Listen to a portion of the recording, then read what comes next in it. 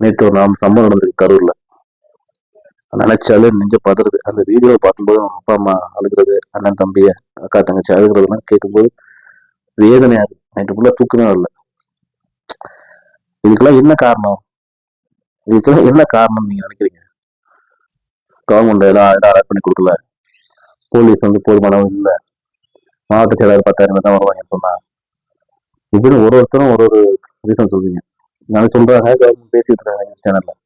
ஆனா உண்மையில காரணம் என்னன்னா, ஒரு நடிகர், அந்த நடிகர் மேல இருந்து ஒரு பாசம் கூட இல்ல, வீரி கீழே கிடக்குறது, புள்ள கிடக்குது, இப்போ லேடிஸ் கிடக்குறாங்க தெரியாம கூட மேலே என்னன்னு பார்த்துட்டு இருக்காங்க. அந்த வெறி தான் வந்து இவ்வளவு காவு கொடுக்க காரணமே இந்த வெறி தான். சினிமா பாருங்க, ரசிங்க, படம் வந்தா பாருங்க, அதோட விட்டுருங்க. ஏன் ஒரு நடிகர் மேல கூட வெறி இருக்குன்னு எனக்கு தெரியல. அப்படியே பேரை சொன்னா அப்படியே கை தட்டுறாங்க. 2-3 பேர் நடிகர் பேரை சொன்னா அப்படியே கிளம்பி இருந்துச்சுறாங்க. வெக்கமே இல்லையா? உயிர் போனா வருமா?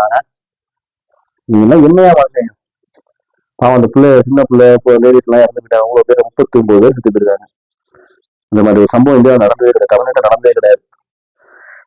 இதுக்கு என்ன பண்றதே தெரியல. இது ஃபுல்லா தூக்கமே இல்லை. இது யோசிச்சு இது யாரை பிளேம் பண்றது?